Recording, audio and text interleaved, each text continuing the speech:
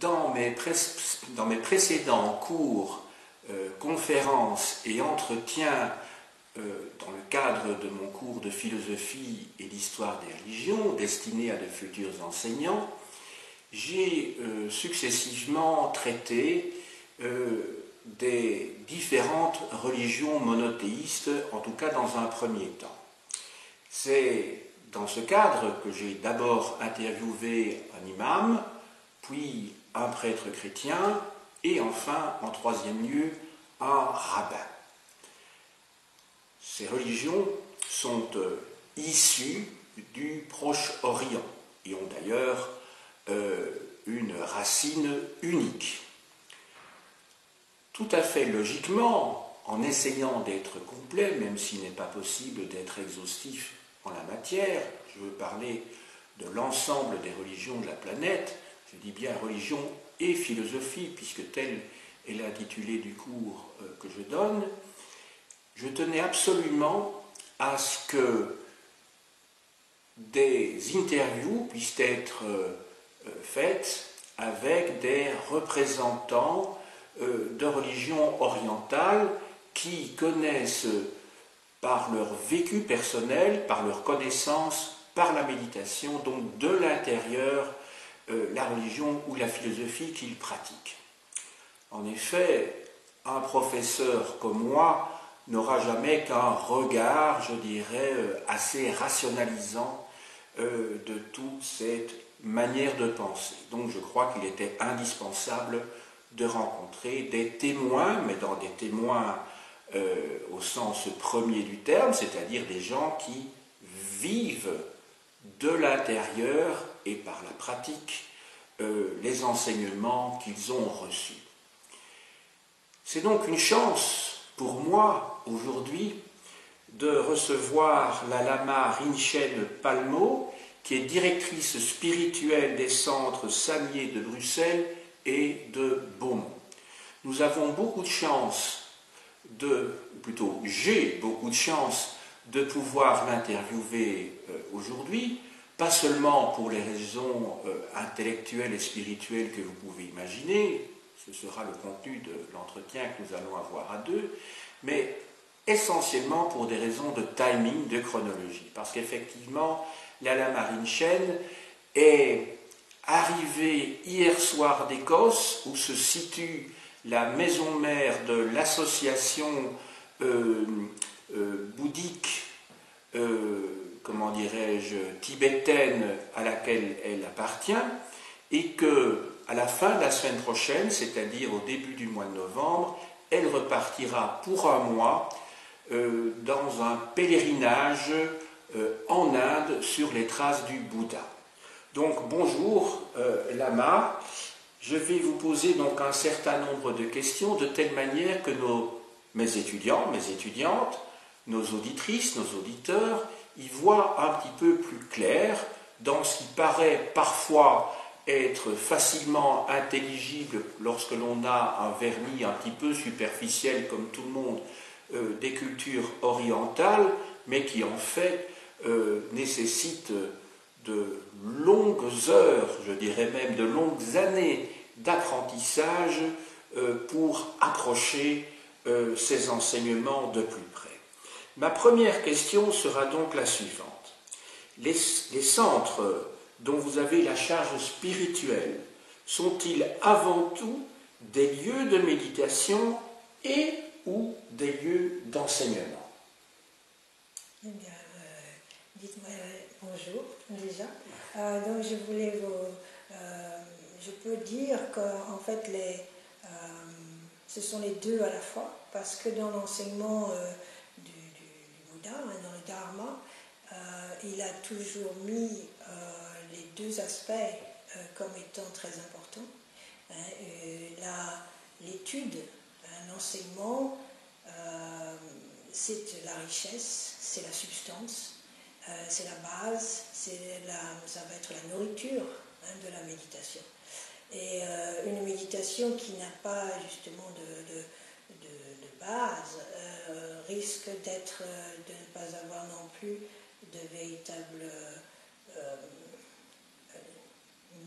profondeur, de ne pas avoir de signification véritable et de ne pas, disons, nous amener à quelque chose qui soit fructueux. Hein. Donc, les deux sont importants. Un enseignement sans méditation, c'est-à-dire un enseignement sans expérience personnelle, va rester intellectuel. Donc, ne va pas non plus permettre de faire éclore le potentiel qui est en nous. Hein. L'enseignement est là pour nous permettre, pour nous guider, pour nous donner pour pointer vers le but, hein, qui est en fait la reconnaissance de la nature de notre esprit. Tout est là dans l'enseignement du Bouddha pour reconnaître la nature de notre esprit. Et donc les deux sont importants. Donc ici, nous essayons, oui, de permettre de donner cette ouverture. Hein, et à partir du mois de janvier, justement, je veux, avec un ami, Éric Désert, nous voulons reprendre tout l'enseignement depuis le début, d'une manière progressive, sur 3 ans, pour montrer les différents aspects, hein, du Dharma, hein, du bouddhisme, de l'enseignement du Bouddha. Alors je voudrais vous poser une question qui n'a peut-être pas beaucoup de sens pour une bouddhiste tibétaine, mais il y a des tas de gens qui se posent la question. Finalement, c'est pour ça que je vous dis qu'elle n'a peut-être pas de sens. Finalement, le bouddhisme, est-ce que c'est une religion ou une philosophie? Ça, c'est une question qui revient souvent. Voilà, oui, c'est pour ça que je la pose. C'est vrai que ça revient souvent. Oui. Et en fait, je pense que le cœur même de l'enseignement, hein, du Bouddha, c'est une connaissance, hein, donc c'est une philosophie. C'est un approfondissement de la vision, hein, du monde et de l'esprit. Donc c'est une philosophie. Mais en même temps, dans le sens où il y a la Sangha, c'est-à-dire les personnes qui suivent cet enseignement, qui le pratiquent, et qui suivent aussi un certain nombre de vœux, hein, et de règles monastiques, de rituels. Bon, dans ce sens-là, on peut parler aussi, c'est un aspect qui est religieux, hein, donc les deux là aussi sont là. Donc, d'accord. Les deux aspects. Voilà, mais pour être peut-être plus précis, y a-t-il une recherche chez les bouddhistes, une recherche du divin en eux-mêmes ou à l'extérieur? La question est de savoir aussi s'il y a un culte, et s'il y a culte de qui ou de quoi? Mais ça, c'est une très belle question. Hein? Je pense qu'à la base de l'enseignement du Bouddha, il y a cette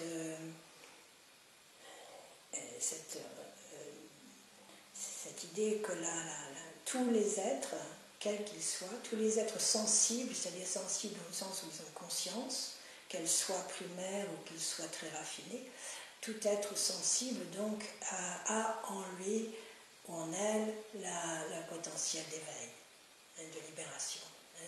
Quand on parle d'éveil, c'est la libération de la souffrance, c'est-à-dire la libération de la confusion. Et donc, à partir de là, ça veut dire que tout être est divin. Tout être contient le divin. Tout être a ce potentiel, hein, de sacré. Donc, la seule raison pour laquelle ces êtres, tous les êtres quels qu'ils soient, ne reconnaissent pas, c'est parce qu'ils sont aveuglés. Hein, et que donc la première, la base même de tout le chaos, de toute la confusion, c'est l'ignorance. Donc tout l'enseignement du Bouddha est basé là-dessus. Et donc quels vont être les moyens, quels moyens va-t-on mettre en place pour sortir de l'ignorance? Est-ce qu'on pourrait dire D'ailleurs, je m'excuse auprès de vous, ce sont toutes des questions qui me viennent à l'esprit et qui n'étaient pas préparées. Mais je trouve c'est pas grave, j'aime bien. Voilà. Je préfère. Voilà. Et donc, nous n'avons pas eu l'occasion d'en parler hors caméra, mais elles me viennent spontanément à l'esprit parce que je les crois importantes. Et je crois qu'elles répondent à des interrogations de beaucoup de gens qui vont nous écouter. Je crois que c'est surtout pour ça que je les pose. Je voulais vous poser la question, quand vous dites les êtres, vous avez dit les êtres, vous n'avez pas dit les êtres humains. Est-ce que par là vous voulez dire que des êtres qui n'ont pas ce que l'on appelle habituellement en Occident des êtres sans conscience, et peut-être que l'on se trompe, parce que peut-être certains de ces êtres ont une conscience, il y a d'ailleurs un combat important aujourd'hui pour que l'on ne fasse plus de mal aux animaux, parce que ce sont des êtres pas conscients mais sentients, c'est-à-dire ils ressentent des choses. Est-ce que ça veut dire que la quête du Bouddha serait une sorte de théologie de la libération qui s'adresserait à tous les êtres sentients, je ne vais pas dire conscients mais sentients, oui, c'est ça, ceux qui ressentent. Exactement. Oui, donc il y a, et justement quand dans toutes les prières que nous pouvons faire, réciter, il y a toujours cette aspiration d'aider tous les êtres sans exception. C'est ça. Ça veut dire tous les êtres sentients en effet, et sans exception. Donc on ne laisse rien, aucun être n'est mis de côté. Donc c'est aussi le fait d'aider tous les êtres sans jugement, sans faire sans valoriser l'un plutôt que l'autre. Pourquoi? Par le fait même que tous les êtres, sans exception, ont ce potentiel d'éveil. Très bien. Et alors ça m'amène à la question suivante, qui est celle-ci.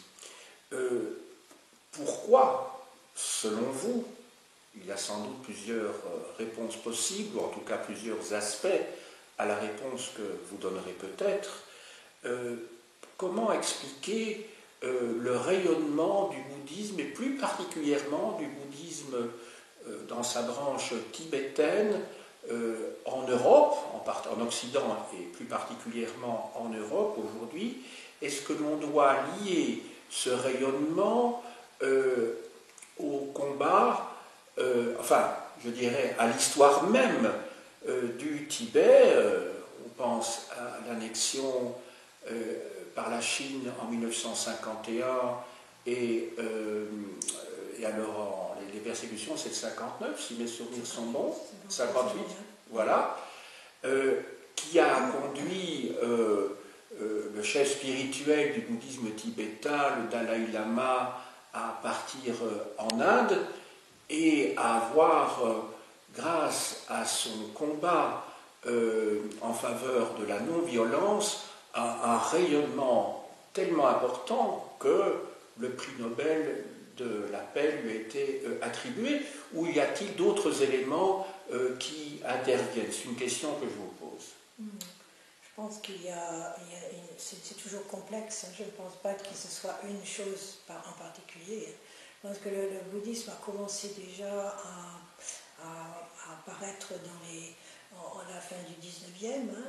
Déjà aux États-Unis, il y avait déjà des connexions, mais surtout avec le Japon, et plutôt le bouddhisme zen.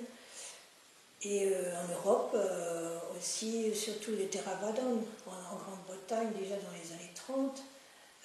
Donc c'était pas... Mais là, certainement cet apport des Tibétains, évidemment, c'est lié avec le fait qu'ils sont partis en exode et qu'ils sont arrivés chez nous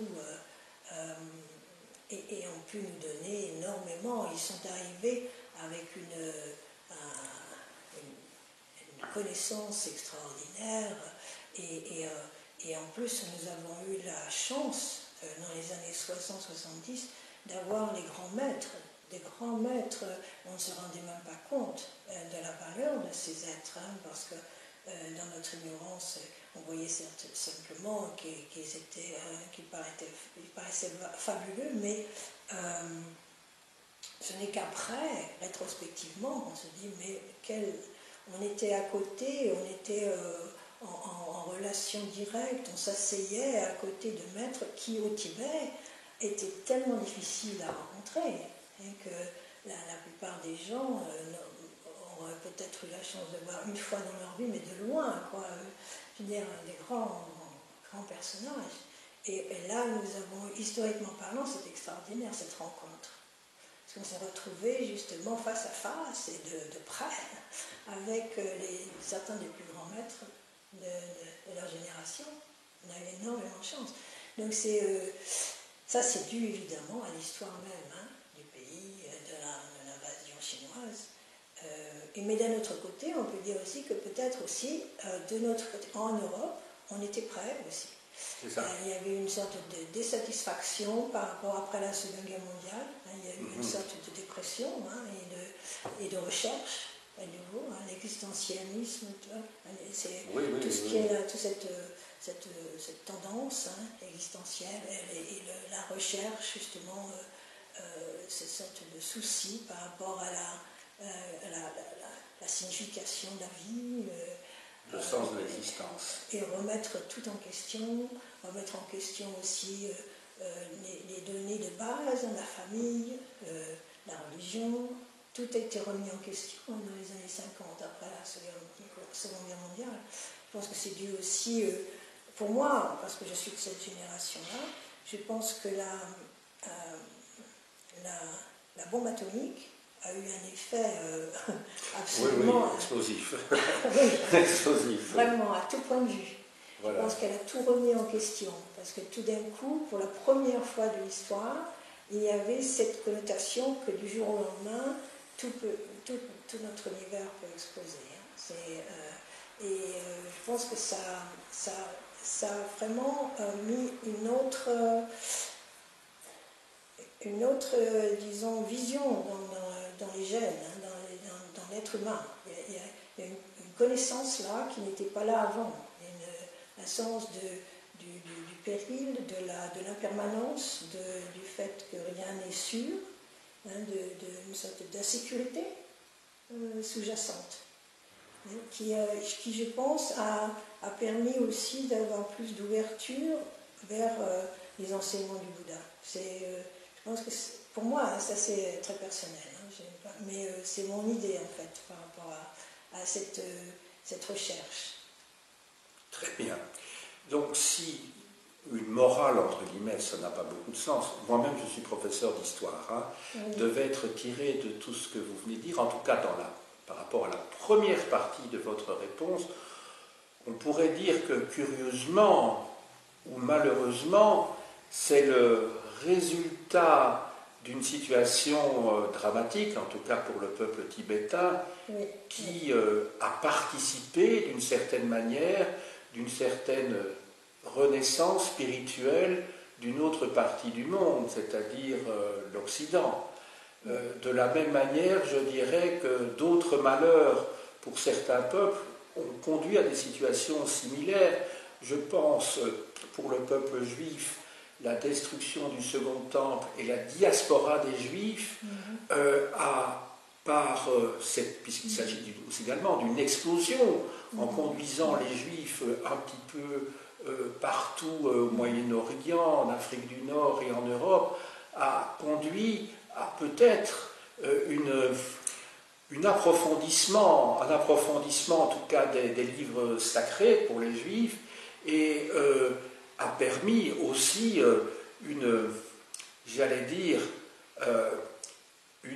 un développement sans précédent de la culture juive, alors qu'au départ c'est un petit peuple quand même. Et je pensais à autre chose, c'est ce qui s'est passé au moment de la chute de Constantinople au milieu du XVe siècle. Tous ces savants grecs qui ont dû partir, enfin byzantins qui ont dû partir au moment de la progression des Turcs en Asie mineure, et qui ont permis la renaissance justement en Italie. Je pensais à cela parce que ce sont des comparaisons qui me viennent un petit peu à l'esprit, que le malheur d'un peuple peut conduire à la renaissance paradoxalement ici dans ce cas-ci, il ne s'agissait pas de renaissance, puisque le Tibet avait sa spiritualité, mais en tout cas à, je dirais, l'explosion. Voilà, mais je ne voudrais pas m'attarder sur ces comparaisons sur lesquelles je n'ai pas du tout médité, et là aussi il s'agit d'une improvisation. Voilà, ça me vient à l'esprit je pense qu'il y a quelque en chose vous en parlant. Oui, oui. Voilà. Alors maintenant, nous arrivons à la grosse partie de notre entretien, puisque depuis au mois de septembre et au mois d'octobre 2018, vous donnez un cycle de 4 conférences, de 4 enseignements à Bruxelles, et vous avez donné comme titre à ce cycle « S'affranchir des 4 attachements selon Jetsun Drapta Gyaltsen ». Je prononce peut-être mal, mais c'est à vous de me le dire. Si, par définition, je ne connais pas le tibétain, donc il y aura certainement des problèmes. Je vais simplement replacer le personnage. Donc, il est à cheval sur la deuxième moitié du XIIe siècle et sur le début du XIIIe siècle. J'ai noté ces dates, 1147-1216, et lui-même est le fils du fondateur de l'école Sakyapa du bouddhisme tibétain. La première question que je vous pose porte sur le premier de ces attachements. Est-ce que vous pourriez nous expliquer tout d'abord ce premier attachement? Si on est attaché à cette vie, on n'est pas un pratiquant du dharma. Oui, c'est une phrase assez lapidaire. Hein. Oui. Il y a un effet là, un effet aussi de réveiller, hein, de réveiller la personne qui est sur le chemin spirituel, qui se croit, qui prétend être sur le chemin spirituel pour remettre un peu les choses au point, hein, de se dire est-ce que je suis vraiment sur le chemin spirituel ou est-ce que je fais semblant, hein, quelle est ma motivation? C'est toujours on revient toujours à ça dans les enseignements. Quelle est ma motivation pour méditer? Quelle est ma motivation pour faire les pratiques que je fais? Donc, est-ce qu'on veut vraiment se libérer ou est-ce que l'on veut simplement avoir plus de confort dans cette vie? Et alors, disons que pour rester concis, hein, c'est le fait et que si on est vraiment si notre motivation reste une motivation de confort, il ne va pas véritablement y avoir de développement spirituel. Ça veut dire que notre motivation reste mondaine. Hein. C'est ce que et on parle justement dans les enseignements du Bouddha de 8 formes d'attachement au mondain, hein, et qui sont un obstacle et qui sont importants parce que ce sont des points de repère, disons, pour soi-même. Hein. Et donc ça marche, ces 8 aspects de l'esprit, ça marche par paire. Hein. C'est est-ce que je suis encore dans un état d'esprit où je préfère justement le plaisir à la peine, hein, ce qui est en général assez commun, hein. Mais donc ça c'est les 2 premiers aspects, hein, le plaisir et peine, gain et perte. Hein, est-ce que je préfère le gain à la perte? Quelle est ma situation? Comment est-ce que je suis quand je perds quelque chose? Est-ce que j'en fais toute une histoire? Est-ce que je peux laisser passer, lâcher? Hein, est-ce que quand les choses vont bien, est-ce que je peux aussi être capable de ne pas m'accrocher à ce que je gagne, hein, et pouvoir aussi le partager, etc. Donc ça, il y a la louange et le blâme. Hein.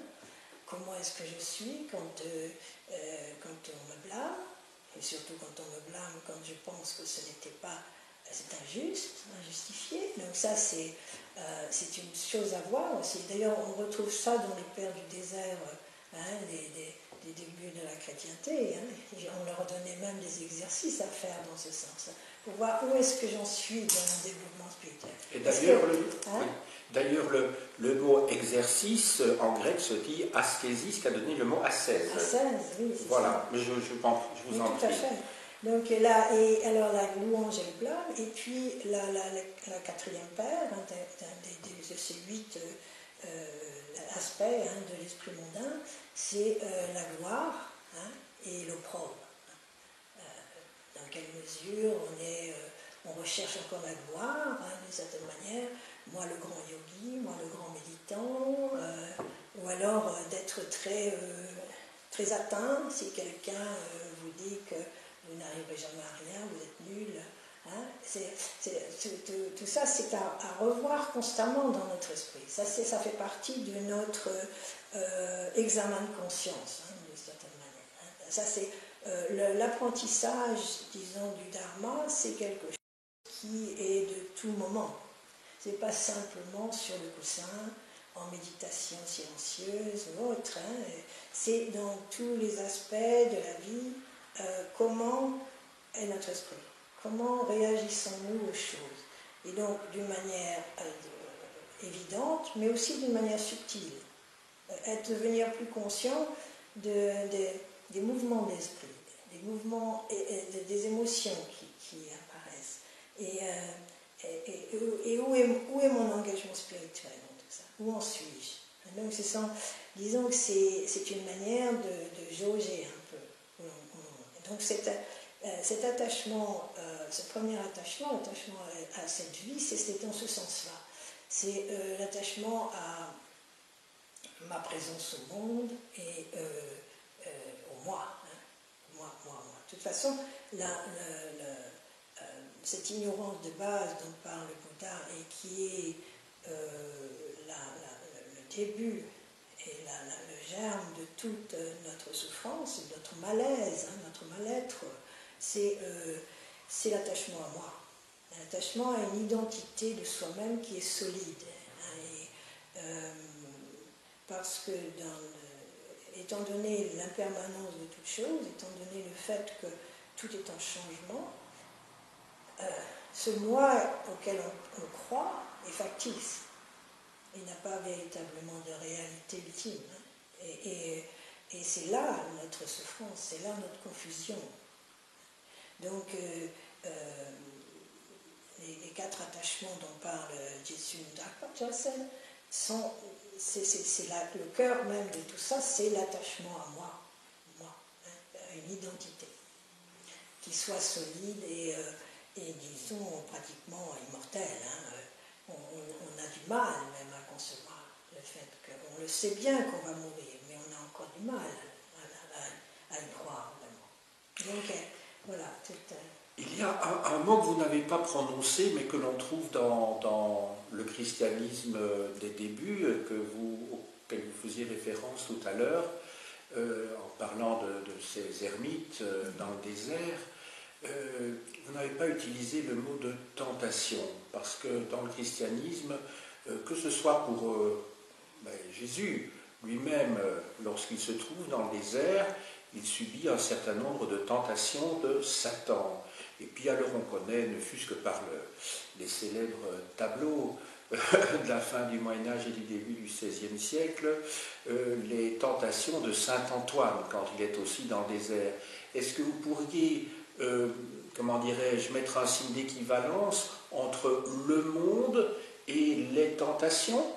Ou bien c'est un peu trop fort comme comparaison? Et la recherche, au fond, de ces personnages, un petit peu dans une démarche spirituelle qui est la même, c'est-à-dire un combat contre, le siècle, comme vous disiez tout à l'heure. J'essaie d'essayer de rendre ça peut-être plus perceptible à un public qui peut-être connaît peut-être mieux cette tradition-là.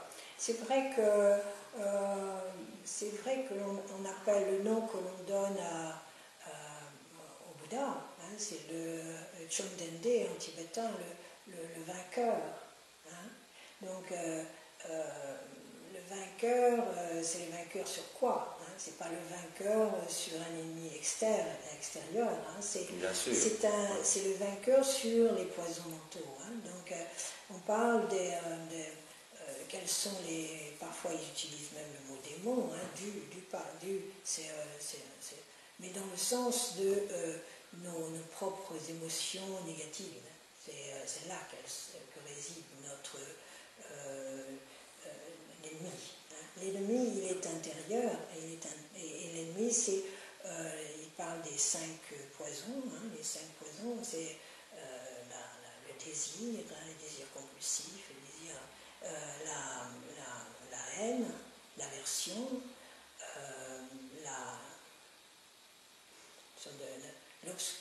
l'obscurité mentale, hein, l'opacité mentale, l'ignorance dans le sens de la stupidité, un peu une sorte de stupeur, hein, intellectuelle, et l'orgueil et la jalousie. Ce sont les 5.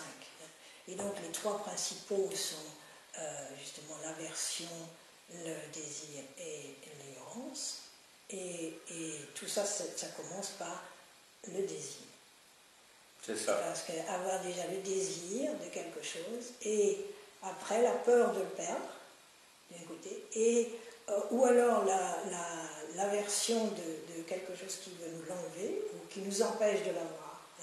C'est ces 2 pôles, hein, de désir et d'aversion qui créent cette tension interne, hein, qui nous dérange tout le temps, qui nous perturbe, hein, et qui nous fait faire des choses qui, en fait, sont en général négatives. Très bien. Nous allons passer maintenant au deuxième attachement dont il faut s'affranchir, se détacher. Si on est attaché au samsara, on n'a pas atteint la renonciation. Ce serait peut-être bien d'ailleurs de réexpliquer ce que c'est que le samsara. Alors le samsara, c'est justement cette confusion, la confusion de base.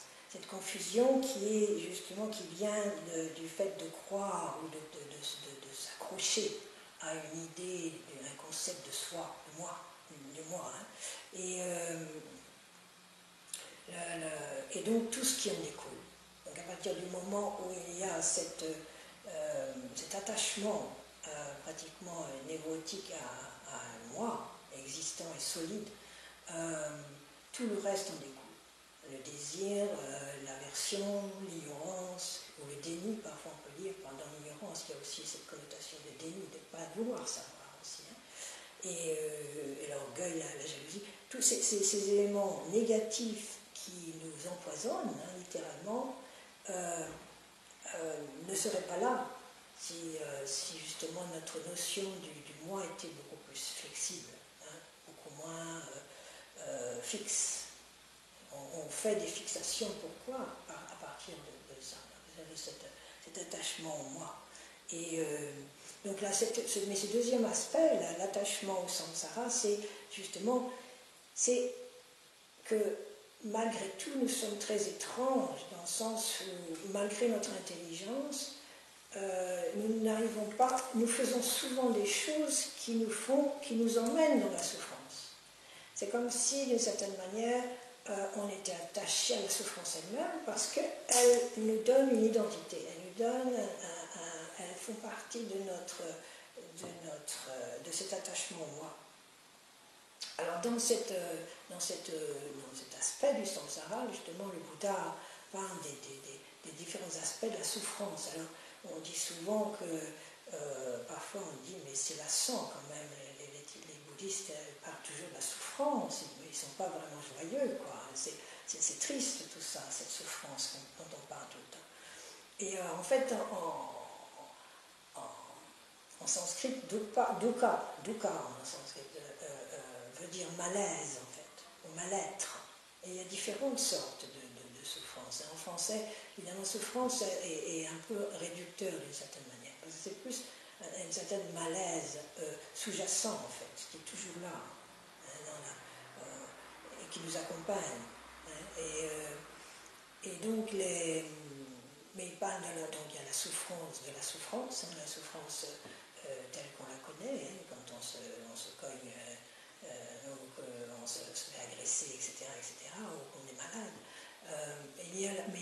souffrance aussi du changement.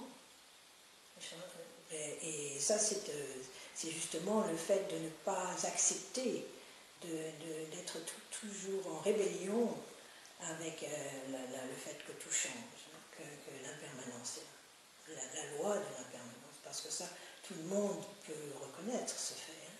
Il n'y a pas une personne, en fait, qui n'a pas eu quelqu'un dans sa famille qui est mort. Il n'y a pas quelqu'un qui n'a pas vu comment les saisons changent, comment les choses se renouvellent, comment les choses meurent et se renouvellent. Enfin, tout le monde peut le voir. Hein. Il n'y a pas besoin d'être un grand savant. Mais malgré tout, il y a une résistance. Hein. Et donc, et comme on disait tout à l'heure, quand on a réussi à acquérir quelque chose que l'on voulait, que l'on désirait, on a du mal après à le lâcher. Hein. Donc on s'accroche à tout ce que l'on... Donc la méditation, en fait, c'est d'arriver sur un plan subtil à voir les mouvements même de l'esprit et comment l'esprit s'accroche hein, aux sensations, s'accroche aux pensées. Et de lâcher, de permettre au flot naturel des choses de couler comme harmonieusement. Et que la source de notre souffrance, c'est de ne pas accepter ce flot naturel et d'être toujours à mettre des barrages. On peut suivre, je dirais, cette vision des choses, cette philosophie qui est exposée donc par le Bouddha, dans ses grandes lignes, je dirais même à 90%. Mais n'y a-t-il pas des situations intolérables où la révolte est nécessaire quand il y a une dictature, quand il y a la souffrance d'un enfant? Va-t-on dire, ben voilà, cette souffrance, il faut que j'essaie de me détacher de tout cela, parce qu'au fond, c'est mon âme, enfin, ce sont mes émotions qui sont en train de réagir à ce moment-là. Est-ce qu'il n'y a quand même pas, à un moment donné, une limite à la philosophie que vous êtes en train de développer, enfin, qui est celle du Bouddha? En fait, je pense que là, il y a souvent une confusion. Oui. On n'est pas là dans le fatalisme, hein, et on n'est pas là non plus dans la passivité. C'est au contraire de ça. Et c'est une image que j'aime beaucoup pour moi-même, qui me sert beaucoup, mais c'est l'image du docteur. Hein. Quand le docteur est devant un malade, il faut d'abord qu'il trouve quelle est la cause de la maladie, hein, qu'il voit la maladie, qu'il soit vraiment... qu'il connaisse tous les aspects de cette maladie. Le plus il en sait, et mieux il va pouvoir guérir la personne. Oui. Hein. Donc c'est l'acceptation dans ce sens. Hein. C'est-à-dire qu'il n'est pas là, il ne vient pas devant le malade en disant oh là là non, ça peut pas être, ça peut pas aller, il faut faire quelque chose, ça peut pas aller. Non, il est plutôt dans une voyons ce qui se passe, voyons, examinons. Donc il y a cet aspect justement d'étude, d'analyse et précision pour essayer d'établir le diagnostic. Ensuite, il va faire en sorte de trouver les remèdes qui vont aider, hein, pour que la personne se guérisse. Et pour nous, c'est pareil. Dans le Dharma, on considère que nous sommes tous malades, en fait. D'une manière ou d'une autre, nous sommes tous malades. Parce que nous avons tous ces 5 éléments, ces 5 émotions négatives, hein, à des degrés différents, suivant les situations, suivant notre enfance, etc. Enfin, chacun a sa dose, hein, chacun a son petit sac. Mais donc, comme nous sommes malades, il est bon que nous voyions plus précisément où nous en sommes, quoi. Et donc, pour vraiment le voir, il faut l'accepter. Il ne faut pas justement être dans le déni, il ne faut pas être en se dire je regarderai ça plus tard, non, je vais être quelqu'un d'autre, parce que ça on le fait aussi, on essaye de surimposer un autre personnage au-dessus de ce que nous sommes vraiment. Et là, on n'arrivera jamais à sortir de la maladie. Donc, ce cheminement spirituel qui est un cheminement vers la santé, en fait, hein, c'est demande, requiert des yeux ouverts, mais des yeux acceptants. Hein, et donc là aussi, il y a une sorte de bienveillance qui entre en jeu. On n'est pas là en tant que pour se damner, pour s'accuser, pour se juger, mais pour être plus clair, arriver à être plus lucide par rapport à ce que nous sommes. Donc ça n'a rien à voir avec du fatalisme, mais au contraire, c'est-à-dire que si l'on veut véritablement se libérer de nos habitudes de souffrance, il faut être clair. Très bien. Voilà. Donc en fait, il faut combattre ses passions, c'est-à-dire que si l'on est révolté, il faut se poser la question, mais pourquoi suis-je révolté? Est-ce qu'il n'y a pas des raisons intérieures qui font que je suis révolté? Donc c'est une sorte de diagnostic, hein, comme vous disiez tout à l'heure. Et si, après avoir fait ce diagnostic, il apparaît qu'il y a quand même des éléments, je dirais, objectifs, c'est-à-dire indépendants de celui qui pose le diagnostic et qui essaye de le faire le mieux possible, hein, en toute honnêteté, parce que voilà, il a intérêt à le faire. S'il apparaît que objectivement il y a des choses extérieures qui sont mauvaises, il va quand même agir. Oui, mais à ce moment-là... Après avoir fait le diagnostic et après avoir essayé de... L'action va se faire dans un espace totalement différent. C'est ça, d'accord. Qui ne sera plus dans le passionnel, mais qui sera dans la lucidité. Voilà. Auquel cas, l'action sera plus juste, sera plus correcte et aura des chances d'être fructueuse. Très bien. C'est ça la différence. Merci beaucoup. Nous allons passer maintenant au troisième attachement. Donc il s'agit de s'affranchir. Si on est attaché à son propre objectif, on n'atteint pas le bodhicitta. Peut-être que je prononce mal d'ailleurs, bodhicitta. Bodhicitta. Comme à l'italienne, quoi. Voilà. Bodhicitta, oui. Donc là, pour en finir, parce que j'avais parlé de trois souffrances. Vous n'aviez pas terminé. Excusez-moi. La troisième souffrance, non, c'est pas grave. Mais donc, on avait la souffrance de la souffrance du changement et la souffrance existentielle. Donc, c'est la souffrance qui est plus subtile. Hein, oui. Et qui est plutôt le malaise existentiel, on pourrait dire, hein, en faisant court. Mais qui est conditionné, justement, conditionné par notre enfance, notre culture, et qui peut être aussi, oui, qui est disons, flave en anglais, qui est teinté, hein, par nos expériences passées aussi, hein, tout ce que nous avons pu vivre comme traumatisme, etc. Donc c'est plus subtil, hein, donc on dirait plus le subconscient pratiquement, hein, en psychologie moderne. Et donc ça c'est ces trois aspects de la souffrance dont parle le Bouddha. Donc là maintenant, dans le troisième attachement, on met plus l'accent sur justement l'égocentrisme. Le fait que l'égocentrisme, c'est l'attachement au moi, justement, et l'intérêt personnel. Donc, tant que nous faisons notre pratique, notre méditation, avec un intérêt personnel, nous n'arrivons jamais à la libération. Ça, c'est très clair pour les enseignants. Et c'est très important. Et ça, c'est l'aspect compassion, l'aspect altruisme. Que sans attitude altruiste, notre méditation et notre chemin va rester en deçà de ce qui peut être. Nous ne serons pas sur le chemin de la libération. Et donc, développer la compassion, c'est un des aspects majeurs de l'enseignement du Bouddha. Et ça consiste en quoi alors? ça consiste à l'ouverture du cœur, ça consiste à pouvoir se mettre à la place de l'autre. Ça consiste à pouvoir même faire qu'on prend sur soi la souffrance de l'autre.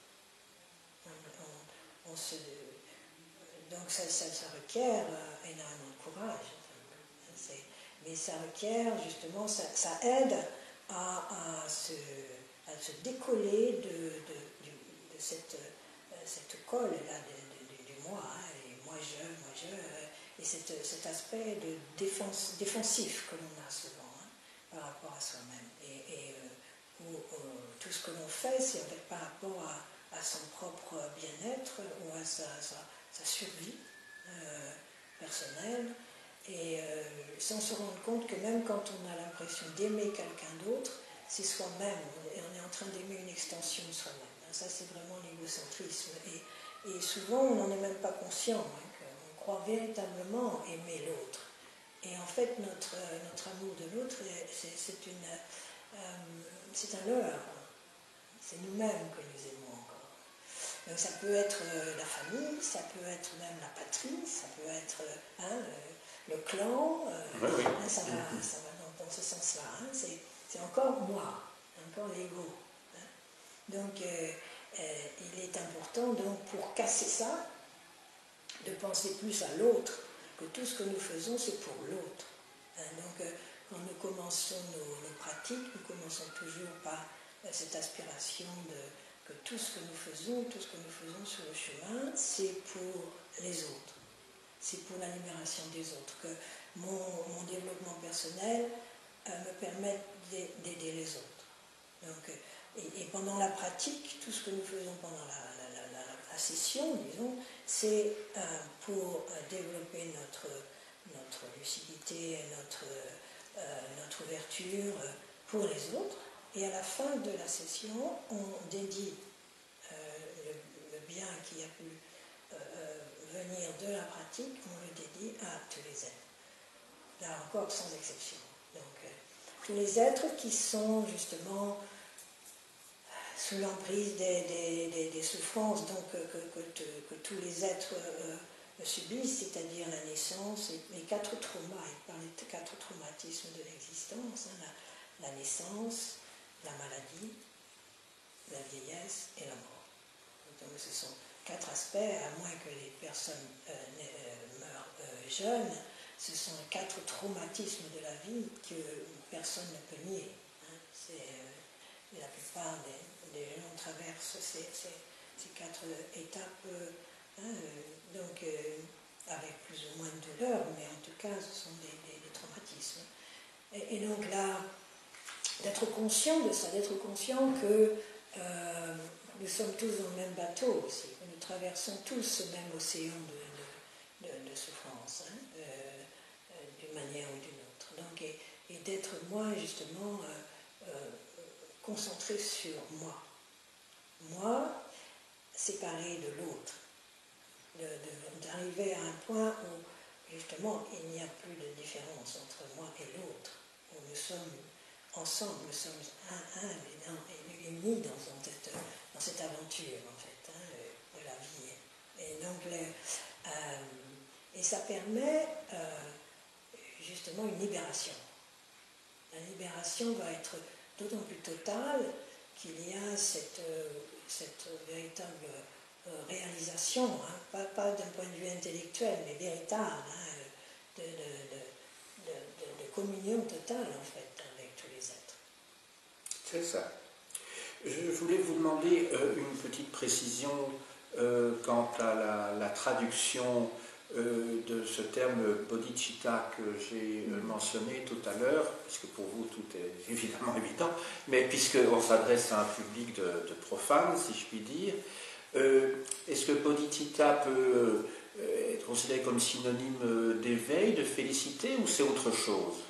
C'est tout ça en même temps. Oui. Bodhi veut dire l'éveil, oui. Et chitta c'est le mot pour esprit, oui. C'est l'esprit d'éveil, littéralement. Et alors dans le dharma, dans les enseignements, il y a 2 formes de bodhicitta. il y a la bodhicitta ultime et la bodhicitta relative. Donc la bodhicitta ultime, c'est l'absolu. Donc c'est l'absolu qui est au-delà des concepts, au-delà de l'entendement ordinaire et que l'on ne peut véritablement vivre que dans l'expérience et dans la méditation. Et la bodhicitta relative, c'est la bodhicitta, c'est l'aspect justement de notre rapport à l'autre, de notre rapport au monde. Donc, dans quelle mesure, justement, notre altruisme, notre bienveillance, ça commence par la bienveillance, ensuite, la bienveillance qui est justement le fait qu'on aspire à ce que tous les êtres aient le bonheur et les sources du bonheur et les causes du bonheur. Et puis la compassion qui est, puissent tous les êtres ne plus avoir la souffrance, et ne plus connaître la souffrance ni les causes de la souffrance. Et donc ces deux aspects-là, c'est la bodhicitta relative. Et ces deux aspects de la bodhicitta, en fait, ne sont pas séparés. Mais chez une personne qui est véritablement a atteint un grand niveau de réalisation, elles ne font plus qu'un. C'est ça. Nous, on est encore en train de faire des séparations, mais j'ai rencontré des êtres qui, pour moi, représentaient véritablement cette fusion et cette complétude, justement, de ces deux aspects d'un être spirituel éveillé, quoi. Pourrait-on passer au dernier attachement? Voilà. Si un attachement naît, on n'a pas la vision. Oui. J'imagine que vous allez expliquer un petit peu de quelle vision il s'agit, parce que c'est un terme qui paraît assez hermétique. Oui, c'est tout à fait vrai. S'il n'est pas commenté, pour un profane, je dis bien. Oui, et ça, c'est quelque chose qui est le plus difficile, d'une certaine manière, et qui demande énormément d'intelligence aussi, je veux dire, parce que on parle dans le bouddhisme il y a la base, la terre, la base, il y a le chemin, la méditation, et il y a le fruit. Et à la base du chemin, il faut avoir déjà une idée de la vue, de la vision. Et pour ensuite pouvoir l'appliquer dans sa pratique, méditer avec, et puis pour avoir ensuite le fruit qui va être la réalisation véritable, authentique de cette vision. Mais donc, quelle est cette vision? La vision, c'est que en fait rien n'est solide, rien n'existe véritablement d'une manière ultime. Tout est interdépendant, tous les phénomènes sont interdépendants, rien n'existe séparé du reste, donc d'une manière intrinsèque. Donc voilà, la vue c'est ça. La vue c'est déjà au départ d'arriver à étudier et à contempler et à devenir de plus en plus certain, d'établir par soi-même, dans une sorte de recherche intérieure, de devenir plus en plus confiant de ça, d'en avoir une certitude. Donc ça fait partie aussi des aspects de la foi. C'est une foi qui est basée sur l'analyse et sur la compréhension du monde et de soi-même. Et d'étudier, on nous demande d'étudier en détail qu'est-ce que le moi, qu'est-ce que j'appelle moi, est-ce que mon corps, et mon corps c'est quoi, qu'est-ce que j'appelle mon corps, est-ce que ce sont les veines, les organes, le sang, les cellules, voilà. Et on demande à ce qu'on soit plus précis par rapport à ce que l'on considère comme étant solide et réel. C'est remettre en question tout ce que nous considérons comme étant réel. se rendre compte que rien n'a véritablement de réalité intrinsèque, que tout est une question d'interdépendance. Et donc, par rapport à ça, nous ne sommes que relativement réels, mais ultimement, nous n'avons pas de véritable existence. Donc voilà, c'est la vue, ça.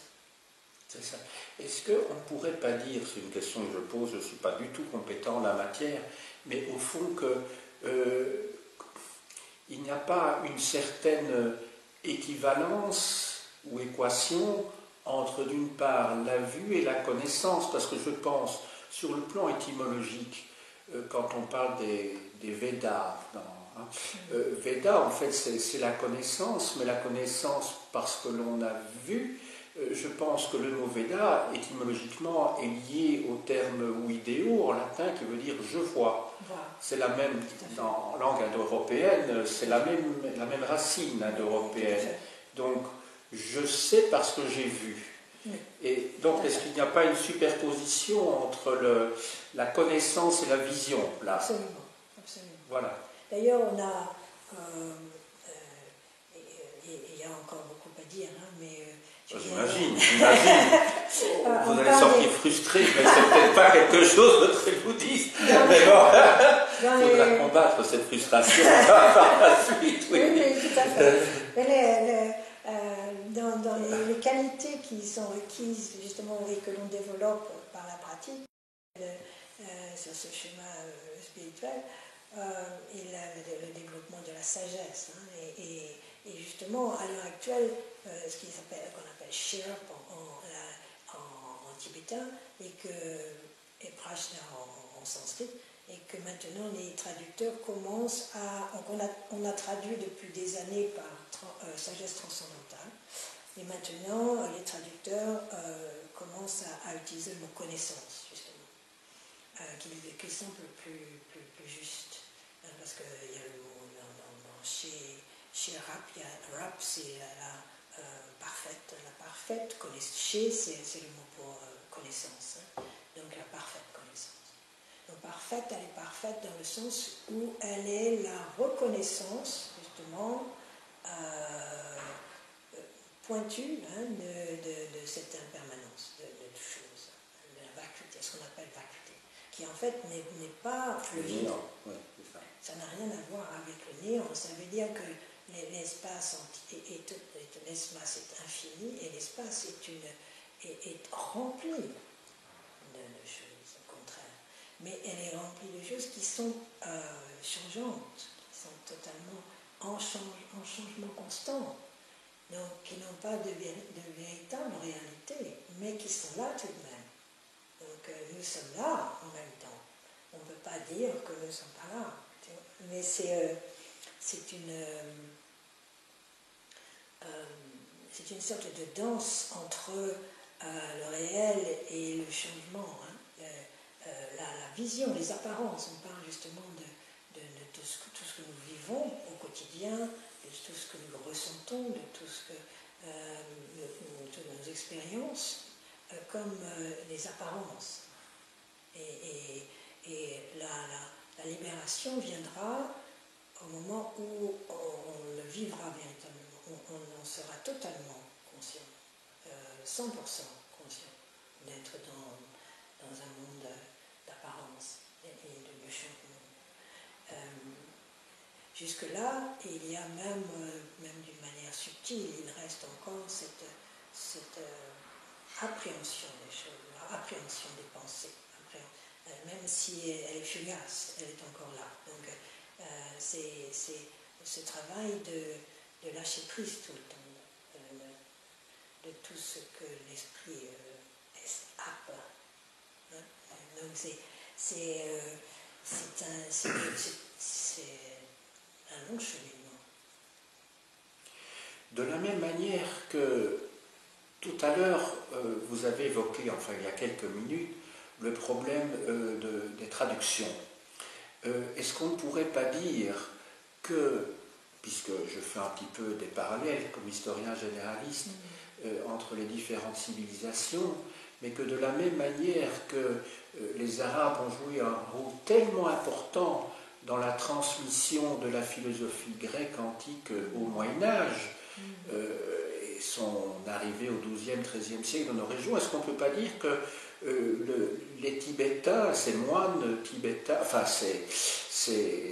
oui, ces moines tibétains, n'ont-ils pas joué un rôle aussi essentiel dans la traduction et la connaissance des textes indiens, je ne sais pas si c'est en pali ou en sanskrit, et n'ont pas permis, même aujourd'hui, de connaître des textes qui peut-être auraient disparu. Tout à fait. Oui, oui, c'est tout à fait vrai. Il y a énormément de textes qu'on n'aurait plus maintenant, si ce n'était pour les Tibétains. Les Tibétains, en fait, quand le bouddhisme a pratiquement été éliminé en Inde, vers le XIIe, XIIIe siècle, c'est parti, c'est resté justement au Tibet, parce que les Tibétains sont arrivés déjà au milieu du 5e, 7e siècle, 8e siècle. Ils ont commencé à faire venir justement des maîtres, c'est au 7e siècle au Tibet, et le bouddhisme est arrivé donc au Tibet, et du coup il y a beaucoup de... L'université de Nalanda en Inde du Nord a été totalement brûlée, éliminée, anéantie. C'est en Chine, en fait, en Chine et au Tibet que les manuscrits sont restés, justement. Et les Tibétains avaient fait un travail extraordinaire de traduction, justement. Ils y ont passé plusieurs siècles à traduire les choses, les textes de la manière la plus correcte possible. Ils ont mis beaucoup de temps et d'efforts, parce que, en fait, c'est une traduction pour qu'elle soit correcte. Il faut que la personne qui traduit ait l'expérience aussi. Ah oui, avec qu'elle une personne, avec voilà, avec qu'elle n'ait pas simplement à traduire des mots, mais qu'elle est là à traduire l'expérience même de la chose. Donc, on a là affaire à des traducteurs qui étaient extraordinaires. C'était des véritables maîtres. Donc, c'est ça aussi, je pense qu'à l'heure actuelle, on est un petit peu léger par rapport à ça. On a affaire souvent à plutôt un effort intellectuel qu'une véritable... mais bon, ça va prendre du temps. Il faut aussi qu'en Occident, on pratique davantage, qu'on arrive nous-mêmes à être dans une réalisation spirituelle qui nous permette vraiment de faire un travail profond sur les traductions. Mais il y a déjà beaucoup de bons traducteurs, et de plus en plus. Et on a encore la chance d'avoir des maîtres qui sont là pour rectifier, à qui on peut poser des questions, pour être sûr. Donc, c'est passionnant, mais c'est un travail en chemin. C'est ça. Et on doit se donner le droit aussi à l'erreur, on doit se donner le droit à rectifier au cours des années. Il n'y a pas de mal à ça, au contraire. Il faut savoir reconnaître aussi. Alors c'est pour ça que parfois les traductions un peu anciennes maintenant, du début du siècle, sont un peu... il y a aussi le fait que c'est un peu au revoir aussi. Il y a aussi le fait que beaucoup de notre vocabulaire vient de la culture chrétienne. Donc il n'y a rien de mal à ça. Mais ça veut dire que parfois, ça peut créer des confusions, parce qu'on a tout un bagage derrière chaque mot. Et la manière dont on va l'utiliser là, il faudrait presque un nouveau vocabulaire, c'est vrai. D'avoir, quelquefois d'ailleurs, les mots n'ont pas été traduits. On garde le mot sanskrit ou le mot tibétain pour justement éviter une erreur de compréhension. Et les Tibétains eux-mêmes avaient déjà fait cet effort avec le sanskrit, parce que les mantras, par exemple, n'ont jamais été traduites. Elles sont restées en sanskrit. Parce que le son même avait un impact sur l'esprit que que le tibétain n'aurait pas pu redonner. Donc, même à l'heure actuelle, nous faisons encore, tous les mantras sont en sanskrit. Et de nouveau, pour faire une comparaison avec d'autres civilisations, parce que nous sommes tous des êtres humains, donc nous avons heureusement un fond commun, et qui est beaucoup plus important et sans doute unique, c'est que de la même manière que le Coran ne peut être prononcé qu'en arabe. On est en Indonésie, mais le Coran sera lu en arabe. Alors qu'il ne sera peut-être pas compris, mais parce que les sonorités, comme vous le disiez, jouent un rôle essentiel dans sa lecture, qui ne peut pas être transmissible autrement que par cette prononciation particulière. Je voudrais vous poser une toute dernière question maintenant. Hors caméra, vous m'avez montré le portrait de celui qui est à l'origine de la lignée, si je comprends bien, à laquelle vous appartenez. Ce terme de lignée, je suppose qu'on pourrait le traduire aussi par généalogie, cette lignée, en fait, ce sont en fait, à l'origine, ce sont au fond des maîtres, si je puis dire, enfin, qui se sont penchés sur des textes et qui ont transmis par la suite un certain type des commentaires qui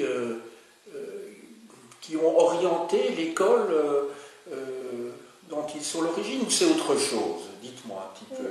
Je pense que toute comparaison est évidemment Vaseuse, oui. Oui. Mais disons, vous avez par exemple Saint-Benoît, Saint-Bernard, voilà, qui ont établi des lignées aussi, si on voit. Oui, alors, avec des règles d'ailleurs, voilà. monastiques. Oui. Donc, c'est dans ce sens-là, par exemple, nous faisons partie de l'école Karma Kagyu, et on se réfère donc à la lignée qui vient de l'Inde. Donc, on avait Tilopa, Naropa, qui étaient des grands maîtres indiens. Et la lignée ensuite est arrivée au Tibet avec Marpa. Et Marpa était tibétain, mais il était allé en Inde et il a vécu longtemps en Inde. Il a reçu tous les enseignements de Naropa et d'autres grands maîtres indiens. Et il a ramené avec lui, il a appris le sanskrit, il a appris les pratiques, il les a mis en pratique, il a réalisé les pratiques. Et c'est dans ce sens-là, on l'appelle d'ailleurs le traducteur, parce qu'il a été l'un des premiers à revenir au Tibet avec des paquets de livres et de les traduire en tibétain. Et donc lui, il est disons, le grand-père de la lignée Karma Kagyu. Et donc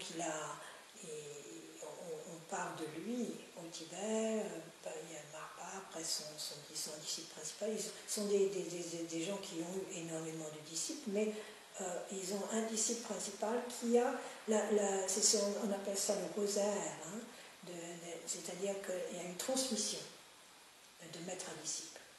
Et disons que cette transmission de maître à disciple va au disciple qui semble être arrivé au cœur même de la réalisation de cette transmission, et qui va lui-même transmettre à ses disciples, et c'est ainsi que les enseignements sont arrivés jusqu'à nous. Mais chaque maître a un disciple ou il a plusieurs disciples? Il a plusieurs disciples. Qui transmettent à leur tour. Justement, dans notre lignée, justement, à partir de Marpa, il y a eu des petites branches aussi, des branches secondaires. Hein, et donc c'est basé aussi sur la géographie. Hein, c'est-à-dire qu'il habitait à un certain endroit. Hein, et de là, il a rencontré certaines personnes parce qu'il habitait dans le coin, et ainsi de suite. Donc il y a aussi cet aspect-là. Donc il y a 4 écoles principales au Tibet, et qui sont basées justement sur des personnages clés, hein, qui, comme là avec les Shakyapa, hein, et avec les Gelupa, c'était Tsongkhapa, l'école du Dalai Lama, sont des personnages vraiment extraordinaires qui ont énormément de force, de charisme et de réalisation, et qui ont débuté comme ça une transmission, et voilà, et qui est arrivée jusqu'à nous. Et l'importance de la lignée, et ça c'est quelque chose qui parfois n'est pas n'est pas mis en valeur ici, parce qu'on est plus dans une tradition nous-mêmes en Europe d'indépendance, hein,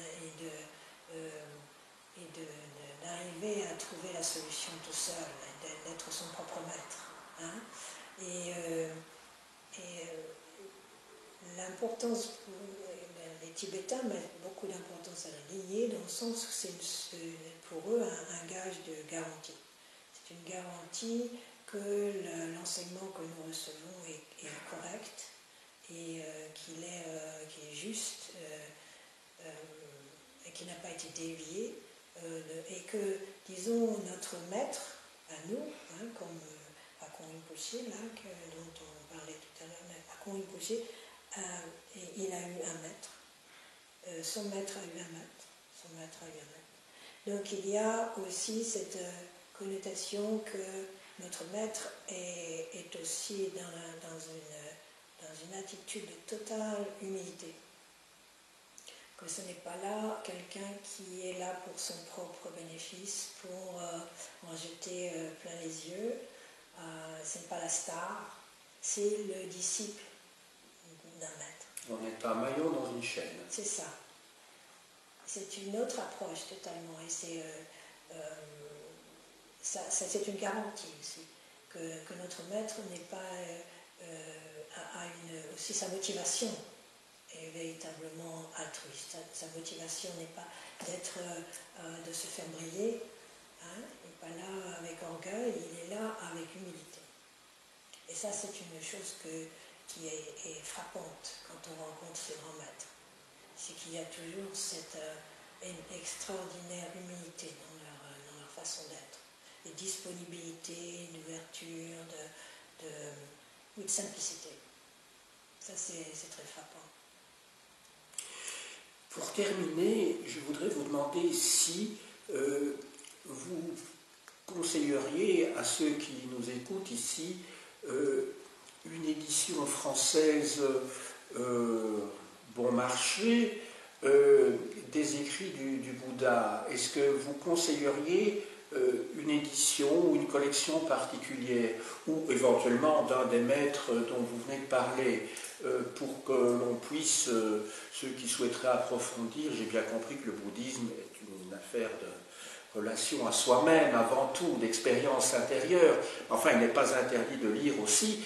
Est-ce que vous auriez une édition, donc en français, si possible, facilement accessible, y compris sur le plan financier, à ceux qui nous écoutent? Je parle des écrits du Bouddha ou d'un maître qui nous semble particulièrement riche. Je sais que ça peut être délicat de faire un choix parmi des maîtres, mais au moins je dis le Bouddha, comme ça c'est plus facile peut-être. Qu'est-ce que vous conseilleriez? C'est-à-dire que vous avez aussi un aspect que l'on n'a pas abordé, mais il y a ce qu'on appelle les trois véhicules. Donc les trois véhicules, ça veut dire qu'il y a le véhicule des Theravada, oui, bien sûr. C'est-à-dire toute la culture d'Asie du Sud-Est, Birmanie, pas le Vietnam, non, Birmanie, Thaïlande, Sri Lanka. Donc ça c'est Theravada, c'est un aspect qui met plus l'aspect sur la discipline, hein, la discipline éthique. Mais ça, je crois que ça nécessiterait un second interview, parce qu'il y a trop de choses à dire. Mais vous pouvez le dire en quelques mots. Mais je crois que c'est tellement immense comme sujet. Le deuxième véhicule, comme on dit, le deuxième dhyana, c'est le Mahayana.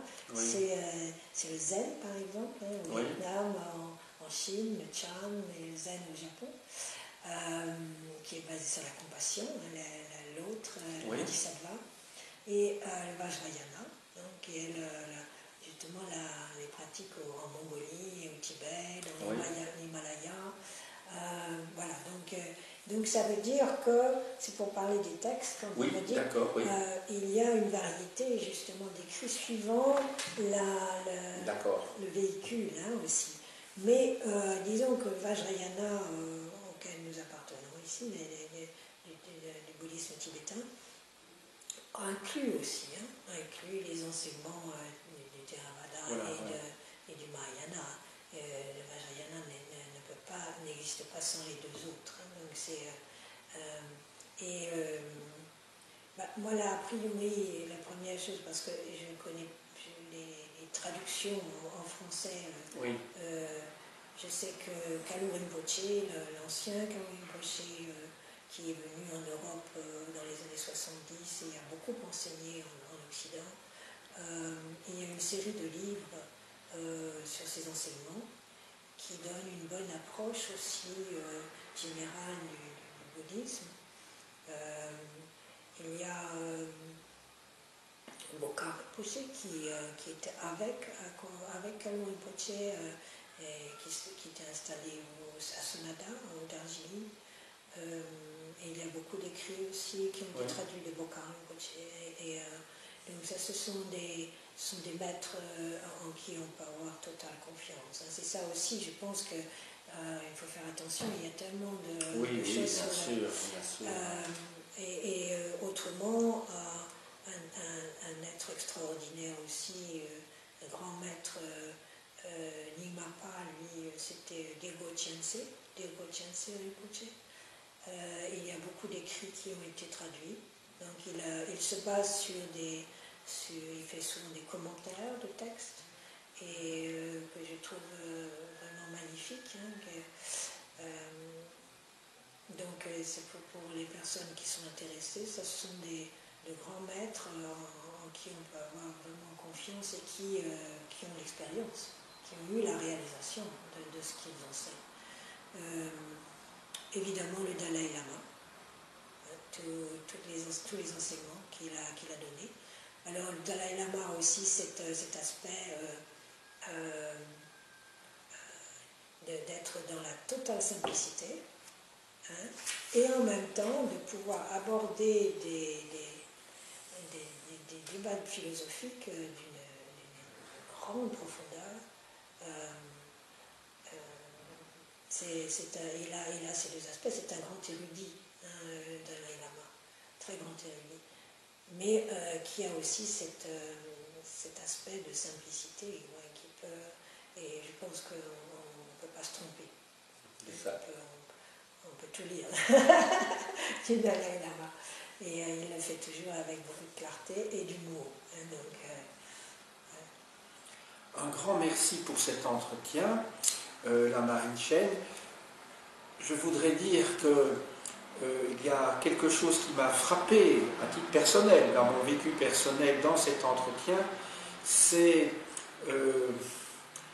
votre capacité à diffuser un apaisement incroyable. Ah bon? C'est ça qui m'a... Autant j'étais passionné sur tout ce que vous avez dit, parce que c'est passionnant, même si le terme passionnant, je n'oserais plus l'utiliser de la même manière, parce qu'il est lié justement à ce que vous avez expliqué tout à l'heure. Mais je crois que c'est surtout un sentiment d'apaisement qui sera sans doute difficilement transmissible par la voie d'un enregistrement, parce que je crois qu'il faut être à côté de vous pour percevoir cet apaisement.